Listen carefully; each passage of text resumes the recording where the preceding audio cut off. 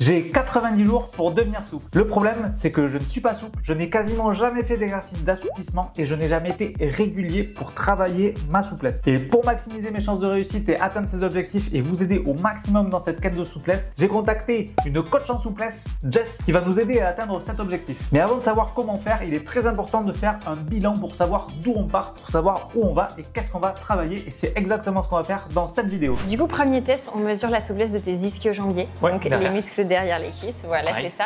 Tu vas pouvoir te placer en fermeture, donc tu sais, les deux pieds collés, jambes bien tendues, et tu vas essayer de te pencher le plus loin possible vers l'avant. Ok, c'est pas mal, relâche bien la tête.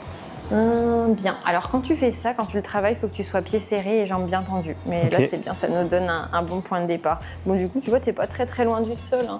Il manque quoi? Ouais, deux mains avant d'atteindre le sol. Ouais, si tu mets les doigts, vas-y mets les doigts. Ok, une main. Une main avant le sol. Une main de Jess. Maintenant, on va mesurer ta souplesse active. Là, ça va solliciter la force de tes quadriceps et en même temps la souplesse quand même de tes ischios. Ça va être compliqué. Ouais, ça va être un peu plus dur. Donc, tu vas te mettre contre un mur et l'idée là, c'est de garder le dos bien plat, le dos collé contre le mur et de lever ta jambe le plus haut possible. Ok. Voir jusqu'où tu peux aller. On est d'accord, là, t'es pas du tout allé au max, toi, on est d'accord? Non, je suis pas allée au max. Non, je voulais pas te déstabiliser. Faut que je garde le pied contre le mur là? Ouais. C'est ça. Voilà, jambe bien tendue. Voilà. Ok. Ok, voilà, pas mal. Bah, même chose de l'autre jambe, hein, quand même. Oui, c'est vrai ça. Tu peux respirer, hein. Prends une grande inspiration avant de partir. Je pense que tu es à peu près régulier. Hein. Les deux jambes, ça me paraît assez égal. Je suis pas régulier dans les entraînements, mais je suis régulier au moins, tu es à peu près équilibré. Ok, bien. Ensuite, la souplesse des épaules. Je vais prendre un bâton pour te faire ça. Je vois qu'il y en a. C'est dangereux ici. Pareil, tu prends le bâton écarté, largeur d'épaule. J'ai bien les pieds collés contre le mur.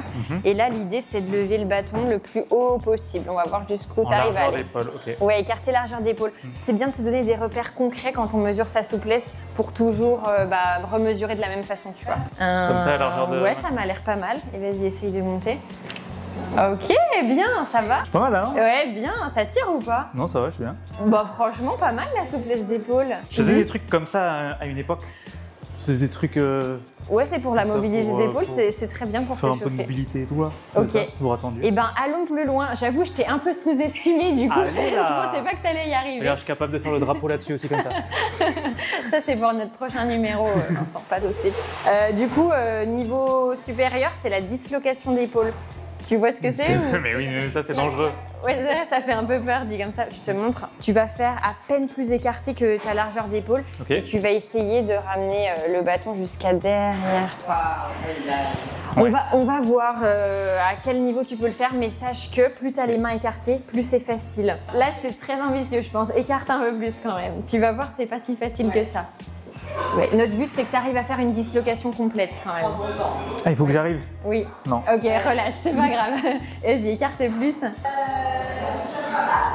Ouais, ça va passer. Souffle. Ça marche, ça? Si j'ouvre les mains, ça marche? Oui, pas de souci. Et retour. Ouais, bouge pas tes mains. Mets-toi bien face à Salomé peut-être. Mais je repars avec le balai de toute façon. De toute façon, c'est pas mal parce que là, c'est vraiment les extrémités du bâton. Donc si on vient refaire le crash test dans cette salle, on saura. Quasi au max, ouais. Ok, bah c'est bon. On verra forcément une progression par la suite. Allez, de toute façon, je te dis, je repars avec. Impressionnant, hein? Cet exo, c'était pour mesurer ta mobilité d'épaule. Maintenant, on va mesurer ta souplesse passive d'épaule. Ok. Souplesse passive, c'est puppy pose. Comment ils font les puppies? Puppy pose, c'est un petit chien qui s'étire. Ouais, c'est un chiot, ouais. Ouais, ça te dit rien? Non, je sais plus. Tu dois avoir le bassin bien aligné au-dessus des genoux, les mains écartées, largeur d'épaule. Et ton objectif, ça va être de pousser les aisselles dans le sol. Alors, il faut que tu aies les fesses alignées au-dessus de tes genoux. Donc, recule les fesses. Mais franchement, ils se débrouillent pas mal quand même. Parce que l'idée pour avoir une belle ouverture d'épaule, c'est d'être plutôt aligné par là, tu vois. Si il avait vraiment une très mauvaise ouverture d'épaule, il serait plutôt ici. Et là, vu qu'il arrive quand même à avoir le buste dans le les bras dans le prolongement du buste, c'est pas mal du tout. Vraiment sur les épaules, tu m'impressionnes. Hein. Oh, let's go. Ça, je gagne des points. Hein. Ouais, quelques points de plus. Il reste ton grand écart facial parce que je pense que en escalade, dis-moi si je me trompe. On est très respectueux. Voilà, ambiance bienveillante. Je pense que c'est assez utile pour toi, par exemple, de lever ta jambe sur le côté pour aller chercher une prise. Ça t'est déjà arrivé? Devant et sur le côté. Ouais, bah devant pour le coup, c'est ce qu'on a fait juste avant. Et là côté. Derrière aussi. T'as pas besoin de ça? Si. Parfois, tu es dans des positions un peu cheloues, ouais. Ah, c'est vrai, ok. Ah bah du coup, ça peut être bien de travailler aussi ta souplesse de dos. Dos, comme ça là. Non. Concentrons-nous déjà sur les adducteurs. Du coup, grenouille. Ça, je sais faire. Ouais, bah la grenouille, c'est un bon moyen de mesurer ta souplesse des adducteurs. Il faut que les tibias soient parallèles ou pas du tout? Honnêtement, les bas de jambes, on s'en fiche un peu. Même tes pieds, si tu veux te mettre pointe de pied, peu importe. Ce qui compte, c'est vraiment le placement de tes cuisses. Il faut que tes genoux soient même sur la même ligne que ton bassin. Donc là, avance ton bassin plus loin. Ah, ok. Ouais, voilà, comme ça. D'accord. Et ce que tu peux faire pour être sûr d'être bien placé, c'est le faire sur une ligne. Là, tu vois, tu aurais pu te mettre sur la jointure du tapis. Mais bon, maintenant, vu que tu n'es plus un débutant, tu sais comment te placer, hein, normalement. C'est pas mal. Pour bien mesurer et voir les progrès, c'est pas très valorisant, mais il faudra que tu sois bien derrière lui, ouais. Désolée. Et on le met où, le point de l'angle, du coup? Bah, l'angle, c'est vraiment bassin et les deux genoux.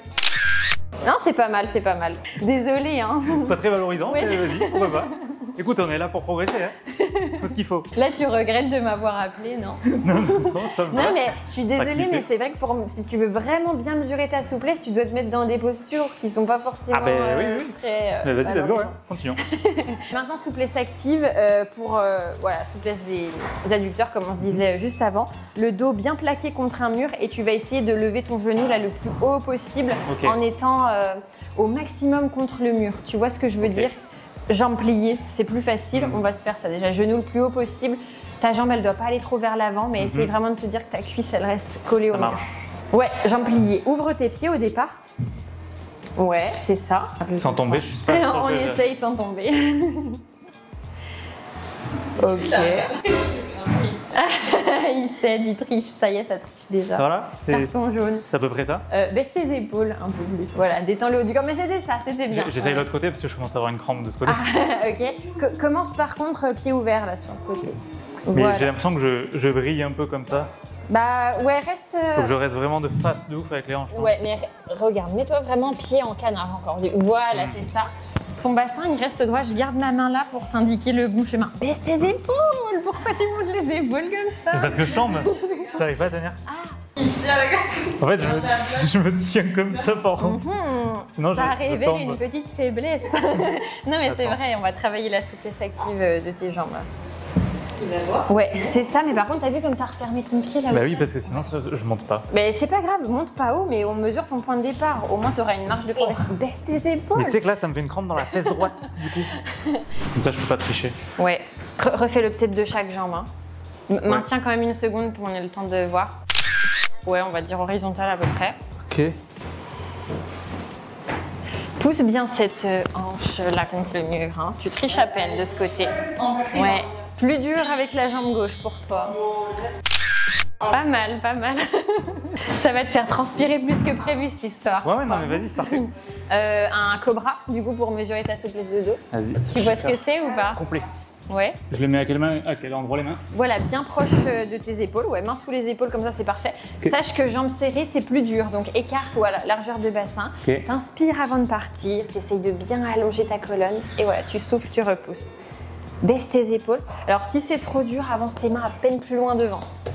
Voilà, mais moi, j'ai envie que tu aies quand même un grand coup, là. Baisse bien. Voilà, tu dois essayer de pousser à fond les épaules dans le sol. Et au contraire, tes oreilles vers le plafond. Grandis-toi. Okay. Ouais, bien allonger la nuque. Je m'en vais pour qu'on puisse bien mesurer ton cobra. Pas mal, bien joué. Et après, j'ai les poignets aussi, j'aimerais bien progresser. Tu veux faire les poignets? L'idéal pour mesurer l'angle de ta souplesse de poignet, c'est cet exo. Enfin, je vois pas trop d'autres choses. Pour l'instant, j'en suis là. Et après, dernier truc, mes souplesses de cheville. Je pense que je peux faire un truc là comme ça avec le mur pour voir jusqu'où je vais. Ça, c'est ce que me faisait faire mon kiné pour voir la distance que j'avais en souplesse de cheville. Ouais, carrément, carrément. Ouais, là, bonne par idée exemple, pour bien mesurer. J'ai ça en distance, tu vois. Ouais, faut te dire que ton talon, il doit rester dans le sol. Dès qu'il décolle, c'est que t'es trop loin. Je me pousse. Alors comme ça, tu vois.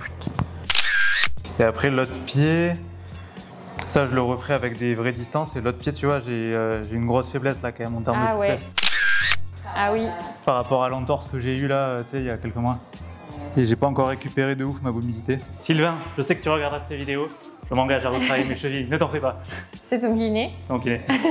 Et après, toi, tu me recommandes par exemple de faire combien d'entraînements par semaine, de comment répartir tout ça dans un emploi du temps, quoi? Moi, je pense que quand on est débutant et qu'on se lance, il vaut mieux privilégier des petits créneaux plutôt que s'imposer tout de suite 1 heure et qu'on n'est pas sûr de tenir sur la durée. Être régulier, quoi. Voilà, le mot d'ordre, c'est vraiment la régularité. C'est comme ça qu'on progresse le plus en souplesse. Donc moi, je te recommanderais, si vraiment c'est ton but du moment, tu as envie d'y investir beaucoup d'énergie, si tu te fais déjà 3 séances par semaine de 15 minutes, ce sera super. Ok, parfait.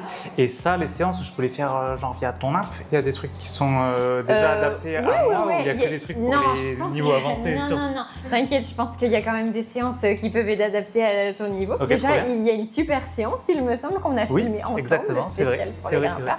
Mais non, en réalité, il y a un programme orienté autour de la mobilité pour les débutants. Donc ça, je pense que tu peux le faire sans souci. Bon point de départ. Si toi tu veux vraiment des séances spécifiques escalade, moi ce que je pensais faire c'était te donner des exercices que tu peux faire de ton côté. Carrément. Mais si tu as envie de suivre des vidéos, je peux t'envoyer des vidéos de course sans souci. Faire un mix des deux et puis ensuite l'objectif moi c'est pour vous documenter tout ça et puis montrer la progression. Mais justement en fait, je dis souvent à mes élèves que tu sais plus tu pars de loin, plus tu as une marge de progression qui est importante parce que justement vu que tu n'as jamais trop travaillé ta souplesse, tu vas voir si tu la travailles beaucoup en peu de temps, tu vas voir de vrais progrès. Je croise les doigts, mais… Ça le fait, ça le fait, j'y crois. Ouais. Si tu veux pouvoir bien mesurer tes progrès, essaye de toujours te reprendre en photo dans le même angle, à peu près à la même distance où était Salomé quand elle t'a mesuré, ça c'est important. On va essayer de faire ça au mieux. Voilà, pour se faire les petits avant-après. Mais je trouve que vraiment les photos, il n'y a rien de mieux pour rester motivé et se donner un objectif à atteindre. Quoi. C'est hyper motivant. Point de départ, une petite note sur 10, là tu dirais que je suis à combien pour l'instant en termes de mobilité? En vrai, honnêtement, tu m'impressionnes. Je pensais pas, pour les épaules surtout, au global, je vais te mettre 5 sur 10. Quand même, déjà? Bah oui, c'est pas mal. Il a quand même un… moi je pensais beaucoup moins, je pensais être à 2. Non, mais il y a bien pire que toi. Non mais attends, là t'étais presque par terre sur la fermeture. Ok. Il a tout donné. Objectif, devenir un 9 sur 10. 8 sur 10. Restons raisonnables. C'est ambitieux. Objectif, prépare un spectacle à la fin de l'année.